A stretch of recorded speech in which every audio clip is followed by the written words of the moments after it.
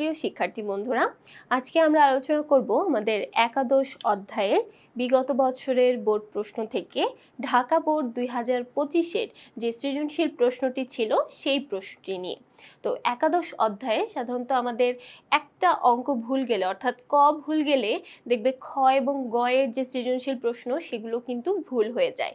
তাই একাদশ অধ্যায়ের প্রশ্নগুলো যখন আমরা অ্যান্সার করব খুবই সতর্ক থাকবো এবং সতর্ক থেকে প্রথমে প্রশ্নটা ভালোভাবে অ্যানালাইসিস করে নিব, কি চাচ্ছে এবং কি করতে বলা হয়েছে সেটা খুব ভালো মতো খেয়াল করে তারপর আমরা আমাদের অঙ্কটা শুরু করব।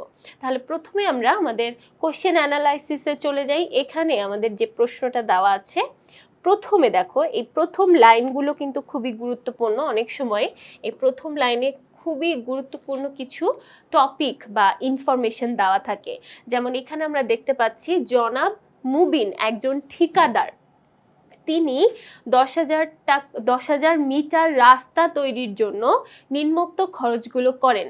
অর্থাৎ রাস্তা তৈরির কাজ যারা করে, কনস্ট্রাকশনের কাজ যারা করে, তাদের বিজনেসের কথা এখানে বলা হয়েছে। তো এখানে প্রথম লাইনটাতেই বলা হয়েছে যে তিনি 10,000 মিটার পরিমাণের একটা রাস্তা তৈরি করতে চায় এবং সেই বাবদ তার কিছু খরচ এখানে দেওয়া আছে।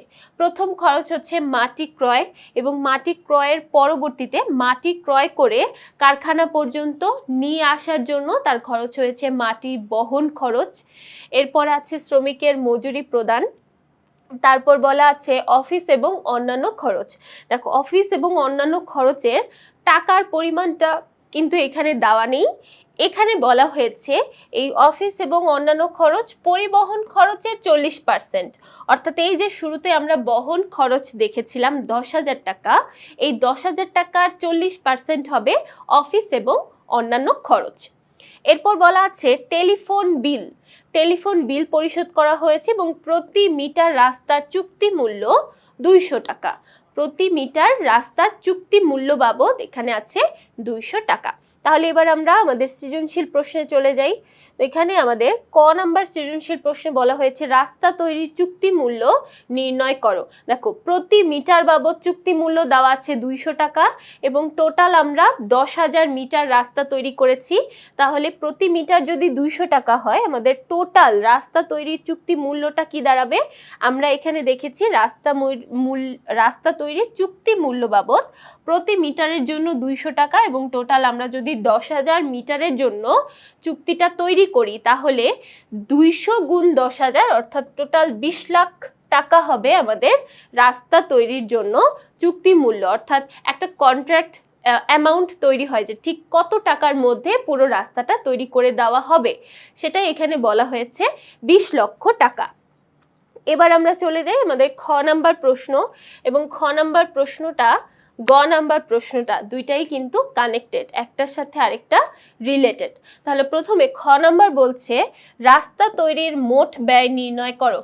মোট ব্যয় নির্ণয় করার জন্য আমাদের দুইটা ধাপে ব্যয়টা নির্ণয় করতে হবে। প্রথমে আমরা মুখ্য ব্যয় নির্ণয় করব, অর্থাৎ যে ব্যয়গুলো আমাদের এই কাজ করার জন্য বা এই উৎপাদন করার জন্য মাস্ট আমাদের করতেই হবে, এমন কিছু কাজের যোগফল বা এমন কিছু ব্যয়ের যোগফল আমরা বলতে পারি মুখ্য ব্যয়। তাহলে প্রথমে আমরা মুখ্য ব্যয় নির্ণয় করব এবং তারপর নির্ণয় করব মোট ব্যয়।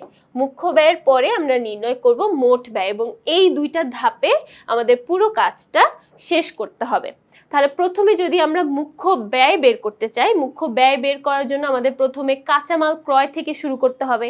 তাহলে কাঁচামাল ক্রয় বলতে এখানে আমরা মাটি ক্রয়কে বুঝছি। তাহলে আমরা শুরু করি। এখানে আমাদের মাটি ক্রয় বলা হয়েছে 1,40,000 এবং তার সাথে মাটি বহন খরচ বলা আছে। তাহলে প্রথমে এখানে আমরা স্টার্ট করব মাটি ক্রয় থেকে। মাটি ক্রয় করা হয়েছে 1,40,000, তারপর মাটির বহন খরচ দেওয়া আছে 10,000।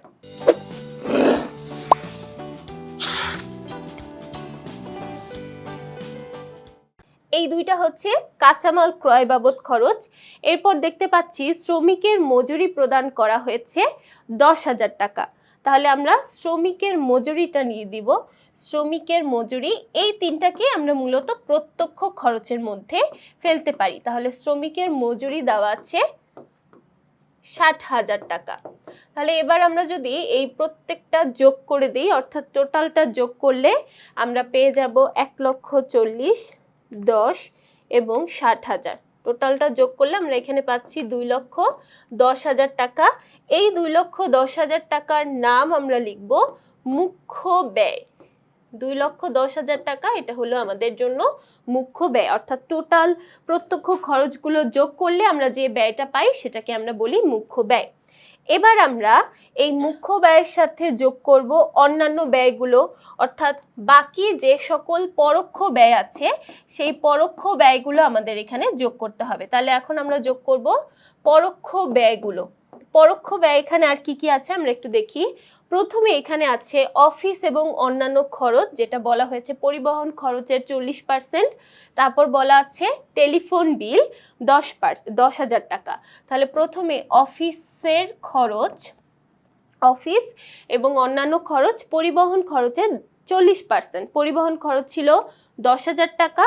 তাহলে এটার যদি আমরা অফিস খরচ নির্ণয় করতে চাই, আমাদের পরিবহন খরচ ছিল 10,000 টাকা। 10,000 টাকার 40%, তাহলে 10,000 টাকার 40% হবে 4,000 টাকা।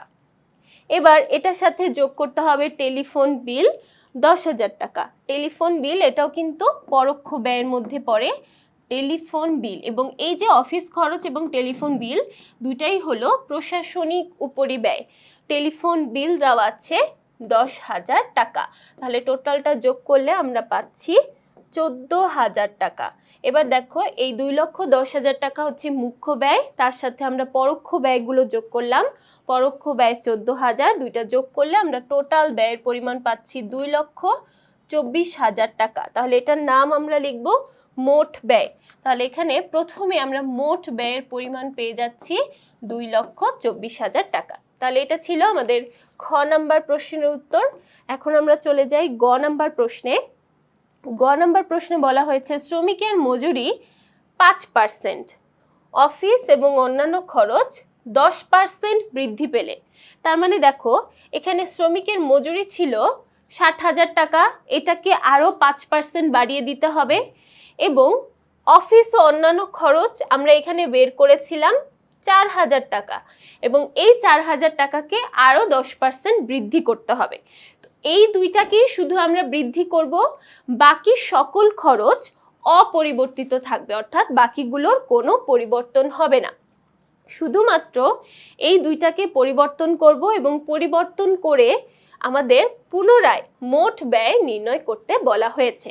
তাহলে প্রথমে যেগুলো অপরিবর্তিত আছে সেগুলোকে আমরা লিখে ফেলবো। তাহলে এখানে আবার আমাদের মোট ব্যয় নির্ণয় করতে হবে, কিন্তু একটু ডিফারেন্ট উপায়ে। যেমন প্রথমে আমাদের নিয়ে আসতে হবে মাটি ক্রয়, কারণ এটার চেঞ্জের কথা বলা হয়নি। মাটি ক্রয় করা হয়েছিল 1,40,000 টাকা। তারপর বহন খরচ ছিল 10,000। বহন খরচের কথা কিন্তু বলা হয়নি পরিবর্তন করতে, তাই বহন খরচ আমরা 10,000 টাকাই রাখবো। তবে এখানে আমাদের শ্রমিকের মজুরিটাকে 5% বৃদ্ধি করতে বলা হয়েছে। তাহলে 5% বৃদ্ধি যদি করি আমাদের ব্যয়টা ঠিক কতটুকু দাঁড়াবে? দেখো প্রথমে আমরা কি করব, আমরা প্রথমে যে অ্যামাউন্টটা ছিল সেই অ্যামাউন্টটা রাখবো। অর্থাৎ আমাদের অ্যামাউন্ট ছিল 60,000 টাকা, লিখলাম 60,000 টাকা। এখন এই 60,000-এর সাথে আরও 5% বৃদ্ধি করতে হবে, এবং এই 5% কিন্তু 60,000-এরই 5%। তাহলে আমরা এখানে 60,000-এর 5% বৃদ্ধি করব। তাহলে 60,000-এর সাথে 60,000-এর 5% বৃদ্ধি করলে আমাদের নতুন শ্রমিকের মজুরি তৈরি হবে। তাহলে আমরা দেখি 60,000-এর 5% করলে এখানে দাঁড়াচ্ছে 3,000 টাকা, এবং 60,000-এর সাথে 3,000 টাকা যোগ করলে আমরা এখানে পাচ্ছি 63,000 টাকা। তাহলে এবার আমাদের টোটালটা যোগ করলে আমরা টোটাল পাবো 1,40,000 যোগ 10,000 এবং 63,000। টোটাল আমরা এখানে মুখ্য ব্যয়ের পরিমাণ পাচ্ছি 2,13,000 টাকা। তাহলে আমাদের নতুন মুখ্য ব্যয় তৈরি হলো 2,13,000 টাকা। এবার এই 2,13,000 টাকা মুখ্য ব্যয়ের সাথে আমাদের যোগ করতে হবে পরোক্ষ ব্যয়। যোগ করব পরোক্ষ ব্যয়। তাহলে পরোক্ষ ব্যয়ের মধ্যে আমাদের দুইটা ব্যয় ছিল, একটা হলো অফিস এবং অন্যান্য খরচ এবং আরেকটা ছিল টেলিফোন ব্যয়।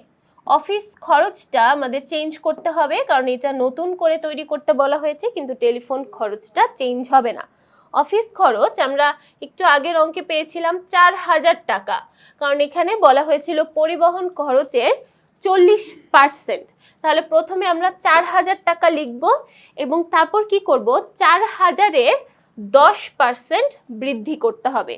4,000-এর 10% বৃদ্ধি করতে হবে। তাহলে প্রথমে সেম আগেরটার মতোই, ঠিক একটু আগে আমরা যেভাবে শ্রমিকের মজুরিটা নির্ণয় করেছি, এখানেও প্রথমে আমরা 4,000 লিখলাম এবং 4,000-এর 10% বৃদ্ধি করতে হবে। তাহলে 4,000 যোগ 4,000-এর 10%। তাহলে প্রথমে আমরা দেখি 4,000-এর 10% ঠিক কতটুকু হয়। 4,000-এর 10% করলে হয় 400। তাহলে আমরা যদি 4,000-এর সাথে 400 যোগ করি, টোটাল দাঁড়াবে 4,400 টাকা। এবার আমাদের টেলিফোন খরচটা অপরিবর্তনীয় থাকবে, এটার কোনো চেঞ্জ হবে না। টেলিফোন বিল আমরা পরিশোধ করেছিলাম 10,000 টাকা, তাহলে টেলিফোন বিল আমরা রাখবো 10,000 টাকাই। তাহলে এবার টোটালটা যোগ করলে দাঁড়াচ্ছে 14,400 টাকা। তাহলে এবার আমরা এই 14,400 টাকা এবং 2,13,000 টাকা যোগ করে দিব। তাহলে টোটাল আমাদের মোট ব্যয়ের পরিমাণ দাঁড়াচ্ছে 2,27,400 টাকা। 2,27,400 টাকা, এটা আমাদের নতুন করে মোট ব্যয়। এখানে যেহেতু আমাদের দুইটা ব্যয় বৃদ্ধি করতে বলা হয়েছিল, বৃদ্ধি করার জন্য আমাদের মোট ব্যয়ের পরিমাণটা বৃদ্ধি পেয়ে গেছে। আমাদের মোট ব্যয় আগে ছিল 2,24,000 টাকা এবং সেটা বৃদ্ধি পেয়ে এখন দাঁড়াচ্ছে 2,27,400 টাকা। তাহলে দেখো আমরা এখানে প্রথমে দেখলাম মোট ব্যয় নির্ণয় করা এবং তারপর গ নাম্বার সৃজনশীলে দেখলাম কিভাবে আমরা আমাদের ব্যয়ের পরিমাণটা বৃদ্ধি পেলে মোট ব্যয়ের পরিমাণটাও কিভাবে বৃদ্ধি পেয়ে যায়। তাহলে আশা করছি এই ঢাকা বোর্ড 2025-এর প্রশ্নটি সবাই খুব ভালোভাবে বুঝতে পেরেছো। পরবর্তী পর্বগুলো দেখার জন্য সবাইকে আমন্ত্রণ জানিয়ে আজকে এখানেই শেষ করছি। সবাই ভালো থাকবে, সুস্থ থাকবে, ধন্যবাদ।